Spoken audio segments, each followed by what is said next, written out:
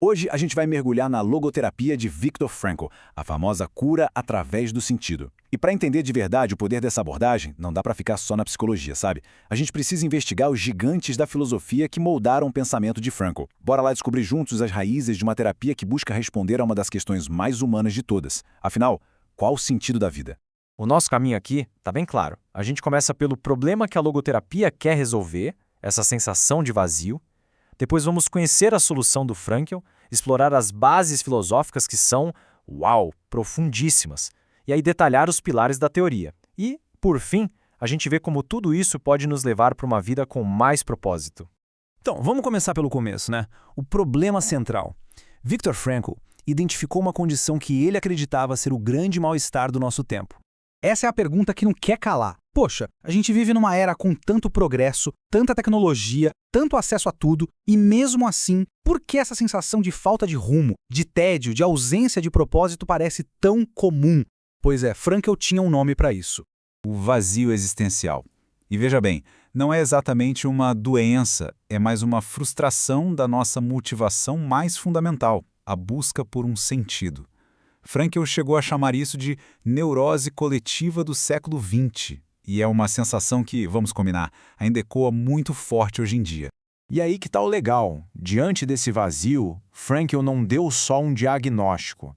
Ele ofereceu um tratamento, uma terapia, uma abordagem que ele batizou de logoterapia.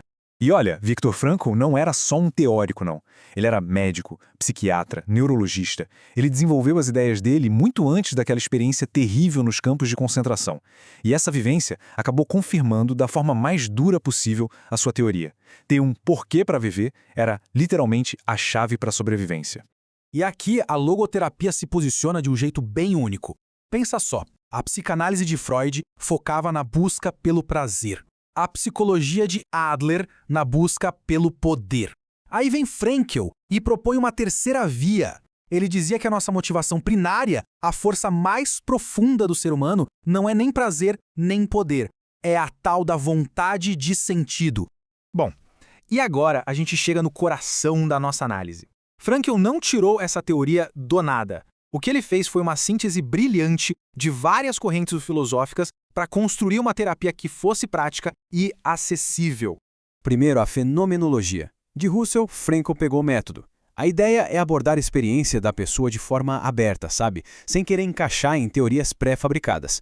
O terapeuta vira um parceiro na busca pelo sentido que já está ali, na própria vida da pessoa. Agora, de Max Scheler, que talvez seja sua maior influência, Frankl herdou uma ideia fundamental. O sentido não é algo que a gente inventa para se sentir melhor.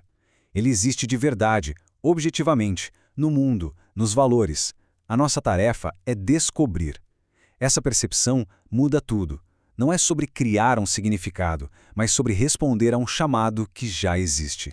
Do existencialismo, Frankl pegou aquela noção do Heidegger de ser no mundo. A ideia é simples, a gente está inserido na vida, não somos espectadores passivos, e por isso, a todo momento, somos chamados a realizar as possibilidades de sentido que cada situação nos apresenta. E por fim, de Martin Buber, vem a importância do outro, da relação. O sentido raramente é encontrado quando a gente olha só para dentro. Ele é encontrado na autotranscendência, ou seja, quando a gente vai além de si mesmo. Seja se dedicando a uma causa maior ou amando profundamente outra pessoa. É na relação eu-tu que a gente se torna plenamente humano. Essa frase do Nietzsche, que o Frankl adorava citar, encapsula perfeitamente o poder dessa busca, né? Ela serve como uma ponte perfeita entre todas essas raízes filosóficas e a estrutura prática da logoterapia. Ok, com essa base filosófica super robusta, o Frankl construiu a teoria dele sobre 3 pilares essenciais. Vamos ver como isso tudo se encaixa. A arquitetura da logoterapia é bem simples de entender. Ela se apoia em 3 conceitos: a liberdade da vontade, que nos dá o poder de escolher, a vontade de sentido, que é a nossa motivação mais profunda, e o sentido da vida, a ideia de que o propósito está sempre ao nosso alcance. O primeiro pilar é a liberdade da vontade. O Frankl sabia de todos os nossos condicionamentos, claro, mas ele dizia que entre o estímulo e a resposta existe um espaço, e é nesse espaço que mora a nossa liberdade de escolher a nossa atitude. E essa, segundo ele, é a última das liberdades humanas. Ninguém pode tirar isso da gente. O segundo pilar é a vontade de sentido, que a gente já falou. É aquela força que nos move, a nossa fome existencial, o motor que nos impulsiona a buscar um propósito. E como vimos, quando essa vontade se frustra, o resultado é aquele vazio existencial. E o terceiro pilar é talvez o mais otimista e desafiador de todos. Para Frankl, a vida nunca, jamais, perde seu sentido em potencial, mesmo nas piores situações possíveis.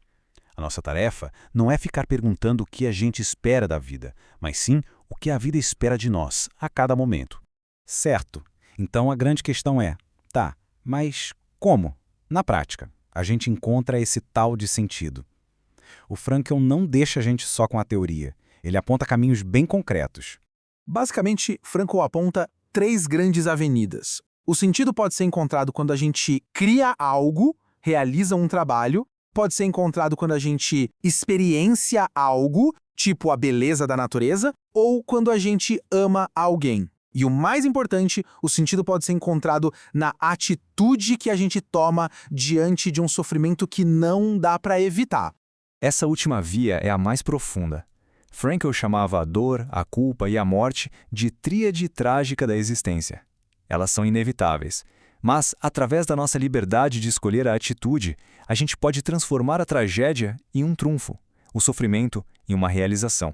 E é assim que a logoterapia meio que devolve para cada um a responsabilidade pela própria existência. A pergunta final, então, não é teórica, é um chamado. Quando a gente olha para esses caminhos da criação, da experiência e da atitude, a questão que fica martelando é: o que a vida está pedindo de cada um de nós, aqui e agora?